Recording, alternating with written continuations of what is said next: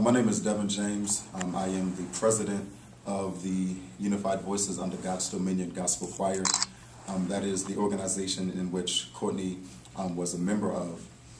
Courtney served as an alto, but more importantly, she served as a friend to myself as well as many other persons on this university. Just to give you a little information about Courtney, she loved to smile. She loved to dance. Courtney was a peacemaker. She emphasized the need for friendship and to having positive friendships and positive relationships with God, positive relationships with others. I remember I was with her even last week, and we just laughed and smiled and ate. It's a difficult time for all of us, but as Dr. Gibraltar said, we're coming together as a family, and that's all we can do. Thank you. And I'm sorry I misspoke on the name of the group. It is Unified Voices. Are there any questions? Do you know what high school Courtney went to at Baltimore? I have that. Polly? Polly? Yes. She was a physics major. Did you know if she might have wanted to go into medicine or something like that? Had she expressed any interest? She did. She would Step up to the mic. I'm sorry. From conversations that she and I had, yes, she did want to go into that. Did she like say pediatrician or any specialty? But I'm not sure. But she wanted to go to medicine. Yes, sir. Do you happen to know the accused? How was she connected to Courtney in any way? Do you know? Her. Okay.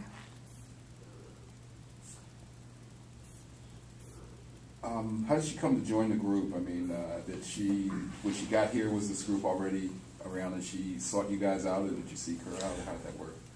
When she got here, we had an interest meeting on informational, and we had sought her out. She was singing, I believe, in the cafeteria, and one of us had heard her, and we said, hey, come join us. And she came in as a freshman, and she's been here ever since.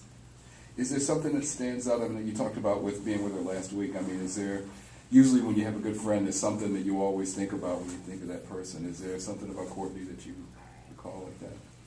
Or that you think typifies the kind of person that she was and what you want people to know about her that don't know her? Just the basic information of her. She just loved to, it's going to sound rudimentary, she loved to enjoy life. She didn't allow little things to stress her out, and if she did, she spoke about it, and afterwards we would sing and laugh, and those are two main things that emphasize Courtney: singing and laughing.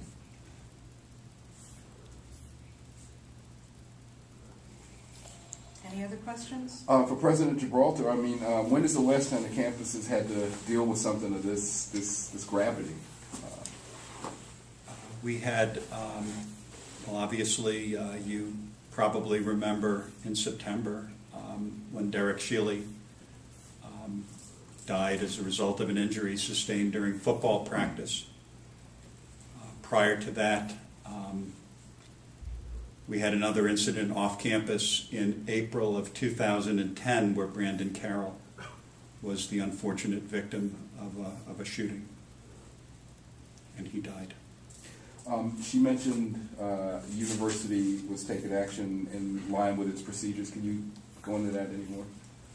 Yes, as a matter of fact, part of our freshman orientation program that we provide for all of our freshmen is a seminar on conflict management and conflict resolution.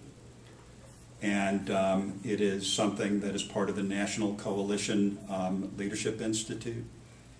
National Coalition Building Institute, actually. We do whatever we can to try to educate young people about how to manage conflict in an appropriate way using their words.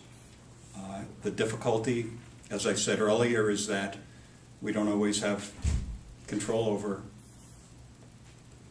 where they are and what they do. So we try to educate them, we try to give them the tools, and we just cannot always be with them where they are.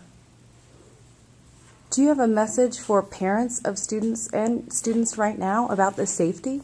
Actually, Amanda, we're going to be putting out a letter to all of our parents, and the message is very simply this: we do work really hard, and I think most of the parents know this, to provide our students with alternative ways to deal with stress and conflict. This occurred off of our campus in a situation under which we had very little control. We responded, the university police and the local police responded very quickly to the situation. This is still a very, very safe community to live in and for them to send their children to. Did Courtney live on campus? She did. She lived on campus. She was a resident assistant in one of our residence halls, yes. Did the other young lady, the accused, did she live at that house on Maple? Yes.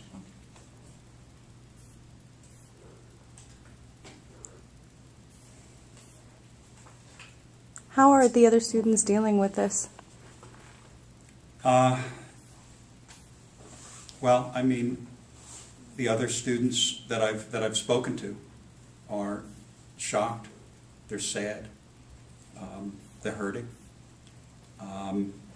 In fact, Unified Voices Under God's Dominion was having a service this morning before this happened, and they have moved the service over to this building, and it's going to be a little bit bigger service. I know the students are probably going to want to have a larger memorial service maybe later in the week, but I think that and some of our students, to be honest, they don't even know it's happened yet. They've been out of town. They're maybe still sleeping, haven't read their email.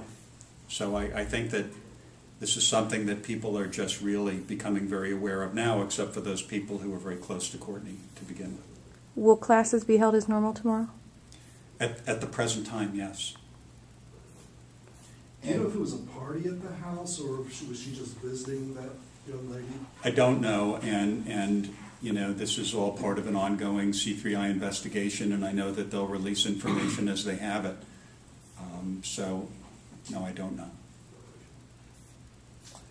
Grief counselors, what are they trying to convey? What are they looking for and looking at? We actually, since the early hours of the morning, have had counselors available under the leadership of Spencer Deacon, who is the director of our counseling center. We've given students the phone number for the counseling center. We know that this does not end today. I mean, for students, in the way that they experience their grief and in the way that they feel their grief. So all of our RAs, RDs, counselors, even faculty will be on the alert for students who may be seeming to be very sad, who may be missing class, who may be acting in an unusual way, to make sure that we can intervene very quickly if we see a student really hurting who doesn't know how to come to us and ask for help. Had there been any sort of action or interaction, positive or negative, that you know of between these two young ladies prior to this? I have no knowledge of whether these two young ladies even knew each other or had any interaction with each other.